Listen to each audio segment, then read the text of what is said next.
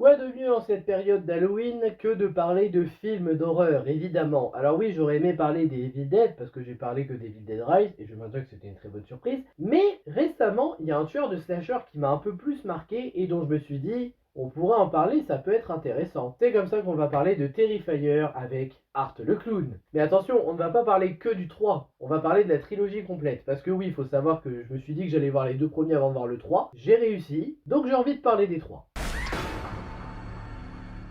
Le premier Terrifier, sorti en 2016, financé à 35 000 $, oui, c'est un petit budget, ça se sent d'ailleurs que c'est un petit budget, est un film qui a réussi à passer au statut de film culte, alors que le film est assez moyen. Bon, oui, d'accord, c'est mon avis personnel, certains vont me dire qu'ils adorent le film, mais laissez-moi m'expliquer. Il y a des choses dans le film qui sont très bien et qu'on ne peut pas enlever. La tension, l'horreur en elle-même, et ce malgré qu'on ne soit pas attaché au personnage, on y croit vraiment à l'horreur. Art arrive à surprendre par pas mal de meurtres et d'actions qu'il fait, notamment dans le côté torture, parce que oui, Art prend plaisir à torturer certaines de ses victimes et ça se voit, et encore c'est pas dans ce film-là qu'il se lâche par rapport à ça, ça va plus être dans le 2, avec une certaine scène, mais ça marche, sans parler des meurtres en eux-mêmes qui sont vraiment sanglants, même si on ne les voit pas tous, on voit le résultat et ça marche. Notamment la scène de la scie, je vais pas la spoiler pour ceux qui ne l'ont pas vue, mais oui, cette scène est probablement la plus traumatisante des Terrifier. Enfin, du moins de Terrifier 1, parce qu'après des autres, c'est une autre histoire. Mais il faut reconnaître que cette scène marque. Mais en dehors de la tension, l'horreur, Art le Clown qui est efficace dans sa gestuelle, son jeu d'acteur, son côté enfantin psychopathe où il s'amuse à tuer et à torturer, est-ce que le film mérite son statut de film culte? Je pense personnellement qu'il le doit surtout, tout simplement, à Art le Clown. Parce que si tu te bases sur les autres éléments du film, c'est pas forcément très réussi. Je pense par exemple au personnage, Tara, sa pote Shaw, oui encore j'ai vu les noms, Shaw je me suis souvenu parce que j'ai relu au dernier moment, même Victoria, les personnages, tu t'en fous un peu. D'ailleurs il y a des personnages qui sortent comme ça de n'importe où, genre la folle avec son bébé en plastique, ça servait à quoi de mettre un perso comme ça pour un film comme ça, je ne sais pas. Ou alors pour une mort gratuite et violente forcément, mais voilà, c'est juste pour expliquer. Puis même Tara qui est censée être la protagoniste, personnellement je suis pas très attaché à elle. Oui, elle est plus attachante que sa pote Shaw qui est un peu détestable avec son côté ah, j'adore me mettre en valeur, j'adore allumer les mecs. Mais même, j'arrive pas à apprécier pleinement le truc. Tara, j'ai eu un peu de mal à l'apprécier malgré qu'elle était plus attachante. Et Victoria, bah, elle arrive un peu de n'importe où. On nous la tease un petit peu au début. Elle arrive en milieu de film et elle prend la place de la protagoniste. Ouais, c'est un peu à la Psychose. Sauf que c'est moins réussi que dans Psychose. Après, je me dis aussi que ce film-là, à la base, il avait été fait comme film unique. Je pense pas que Damian Leone, au tout début, se soit dit tiens, je vais créer une mythologie, des histoires, une dichotomie intéressante. Non, je pense qu'il s'est juste dit pour l'instant, je fais un film d'horreur classique avec un nouveau tueur de slasher dangereux. Et de ce côté-là, il a réussi. Pas au point que je le considère comme un film culte, mais c'est quand même réussi et je ne peux que saluer la performance parce que dans l'ensemble, le film réussit quand même à faire peur par son horreur et sa tension, malgré sa photographie dégueulasse et trop vieille. Ça, je suis obligé de le souligner aussi. Bon, pour le premier, c'est bon. On va passer au deuxième. Le deuxième Terrifier, quant à lui, sort en 2022, 6 ans après le premier opus, et cette fois Damian Leone a réussi à avoir un budget de 250 000 $ plutôt que 35 000 $, ce qui est très avantageux pour les meurtres gore qu'il va pouvoir plus montrer et mettre en scène, et il y a du progrès. Je ne peux pas nier que Terrifier 2 est un film qui m'a plus marqué par ses meurtres sanglants. Art le Clown est toujours aussi énorme. Il y a un autre point que j'ai beaucoup aimé de ce film par rapport au premier, ce sont les personnages principaux. Jonathan Shaw et Sienna Shaw sont très attachants. Ça, je ne peux pas l'enlever. Jonathan est un peu bizarre dans sa manie d'être fan d'Art. Oui, parce qu'il est un grand fan d'Art dans le 2 jusqu'à ce qu'il voit son vrai visage.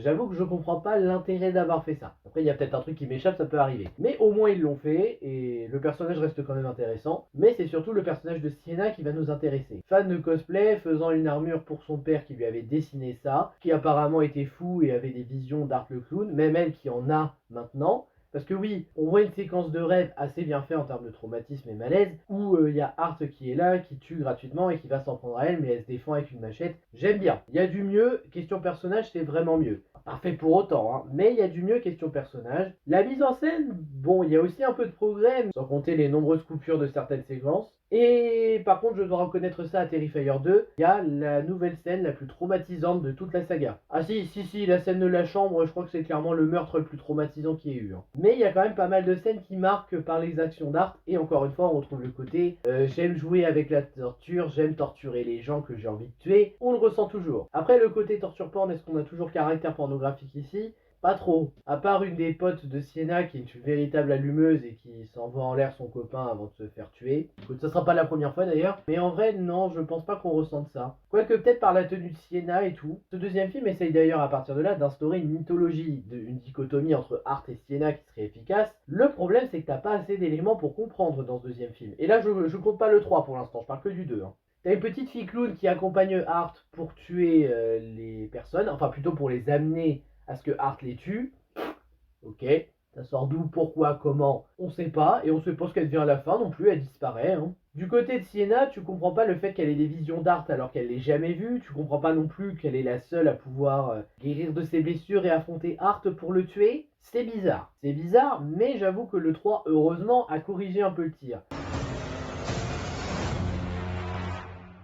Pour le troisième opus sorti dans les salles de cinéma cette année et qui s'est coltiné en moins de 18, là où le 1 et 2 sont interdits moins de 16, celui-là a été interdit en moins de 18 par le CNC. Raison compréhensible. J'ai lu la raison, il y a des raisons compréhensibles du pourquoi du comment. Bref, ce nouveau film prend place 5 ans après le précédent et cette fois ça se passe en pleine période de Noël. Art le clown est encore une fois en vie et il compte bien faire le maximum de victimes en se vengeant de Sienna au passage, parce qu'elle est la seule à lui avoir résisté, enfin du moins avoir réussi à le blesser et à le tuer. Eh ben dis donc, le 3 ça montre encore de l'amélioration. Hein. Cette fois on est passé d'un budget de 250 000 à 2 millions, donc 8 fois plus. Et là, Damien Leone, je trouve que Terrifier 3 c'est le meilleur de la saga. Dans le sens déjà où mieux mis en scène, il met mieux en valeur la mise en scène ici que les meurtres sanglants. Il y a toujours des meurtres sanglants, ne vous inquiétez pas. Mais en termes de mise en scène, je trouve vraiment que ce troisième opus, c'est celui qu'il a le mieux géré. On retrouve Sienna qu'on apprécie toujours, qui est dans un état psychologique très discutable, mais elle est toujours là, on la soutient, on sait ce qu'elle a traversé. Vraiment, le troisième, ça se tient. Après, bon, il y a plusieurs choses que j'arrive pas à comprendre. Ça, c'est pas un défaut, mais pourquoi ça se passe pendant Noël cette fois? Je sais pas, le 1 et le 2 se passaient à Halloween, celui-là il se passe à Noël. À ce compte-là, est-ce que le 4 se passera pendant les fêtes de Pâques? Ou peut-être à Thanksgiving? Je ne sais pas. En tout cas, c'est très étrange que ça se passe à Noël. Même si en vrai, c'est pas une mauvaise idée d'avoir fait ça. Parce que Hart n'a pas la fête d'Halloween réservée. C'est pas comme Michael Myers qui en général s'en sortait en période d'Halloween pour aller tuer les victimes. Oui, je dis ça en me basant seulement sur les derniers Halloween pourris qu'on a eu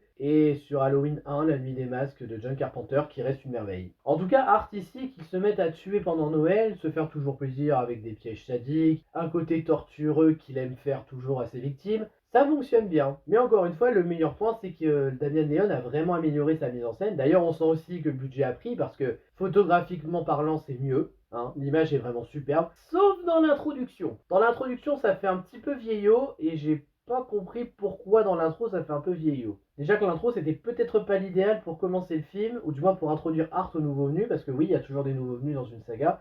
Mais bon, au moins c'est une intro qui montre que Hart est psychopathe, qu'il faut le craindre, qu'il est imprévisible et ça marche. Nouvelle version d'Hart qui pourrait être fait en cosplay d'ailleurs maintenant, vu qu'il a une tenue de Noël. Donc le troisième s'en sort mieux sur pas mal de points, le jeu d'acteur qui est bon, à part l'acteur qui joue Jonathan Shaw, mais j'aurais du mal à voir qui pourrait le remplacer, les meurtres sanglants qui fonctionnent toujours aussi bien, la famille de Sienna qui est développée, enfin la famille qui reste, et cette fois Hart n'est plus tout seul, il a une alliée. Et aussi, parce que c'est vrai qu'il faut qu'on en parle, là on a des justifications de ce qui s'est passé avant. Peut-être des justifications dispensables, par exemple, comment ça se fait que Victoria est devenue folle au début du 1 et qu'elle tue une présentatrice TV? Et bah t'as l'explication dans ce film-là. T'as aussi l'explication du pourquoi Sienna est liée à Hart, pourquoi elle le voit, pourquoi elle est la seule à pouvoir le tuer. Hart le clown en lui-même, comment il fait pour revenir à la vie. Le 3 apporte les justifications nécessaires qu'on n'avait pas dans le 2. Ce qui pour moi déjà en fait un meilleur film parce que ça justifie un peu mieux les choses. Et maintenant quand tu revois la trilogie, il y a un œil différent. Et un œil différent qui marche. En plus, Damien Leone n'a pas l'air de se trahir lui-même, hein. Il a vraiment l'air de respecter sa saga. Bon, peut-être une ou deux incohérences, tu fais gaffe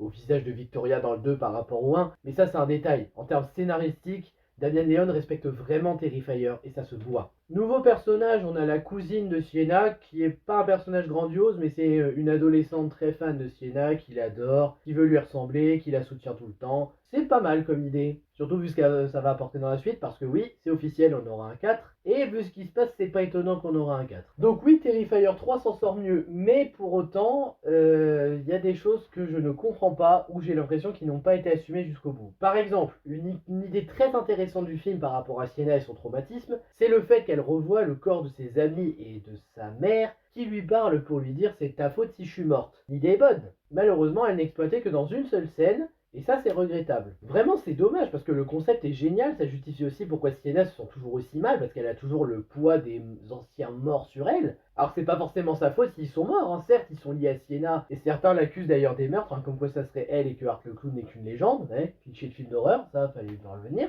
Mais ça marche. Dommage que le concept ne soit que dans une seule scène.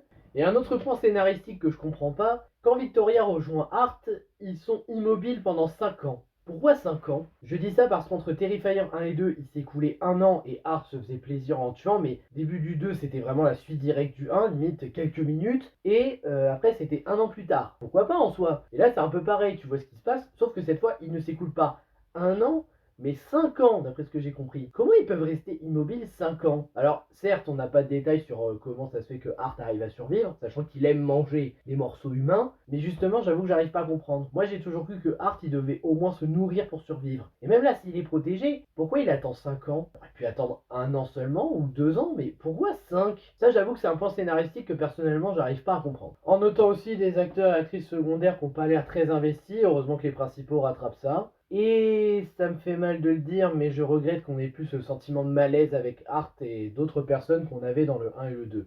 Ici, quand il est avec des gens, il m'a fait rire, mais vraiment rire. Là où dans le 1 et 2, j'étais malaisé, je me disais, ah non, je peux pas, je me sentirais mal. Là, pour celui-là, quand je le vois agir avec le faux Père Noël et ses potes, il fait rire. Mais il fait vraiment rire. C'est ça que je trouve étonnant. Mais après, comme je l'ai dit, le film s'en sort très bien. Il est très sympathique. C'est le plus réussi de la saga. Juste à voir maintenant, qu'est-ce que ça donnera pour la suite. Je ne sais pas ce que Damien Leone a prévu. En tout cas, de ce que j'ai compris, il a prévu encore 2 films pour raconter ce qu'il faut, si vraiment il le faut. Et après, il s'arrête. Au final, cette trilogie, le premier est un petit peu difficile. Mais plus ça avance, plus ça s'améliore, plus ça fait plaisir. Donc, je ne peux que vous recommander de voir la saga si vous aimez les films d'horreur gore et que vous n'êtes pas très sensible, notamment à certains meurtres vraiment explicitement très violents. Enfin, très violents et très gore aussi, parce que le gore est présent. Si vous supportez ça, vous pouvez toujours tenter votre chance. Maintenant, plus qu'à voir ce que l'avenir réserve pour Damien Leone et Terrifier, notamment Art le clown qui n'en a pas fini de tuer les victimes. Sur ce, moi je m'arrête ici pour cette vidéo. Merci à vous d'avoir regardé. N'hésitez pas à liker, à partager et à vous abonner. Je vous dis joyeux Halloween. Profitez bien de cette fête. Je ne sais pas ce que vous ferez, si vous sortirez prendre des bonbons ou si vous passerez le temps chez vous à regarder des films d'horreur, mais en tout cas profitez bien. Et je vous dis à bientôt pour une prochaine vidéo. Ciao!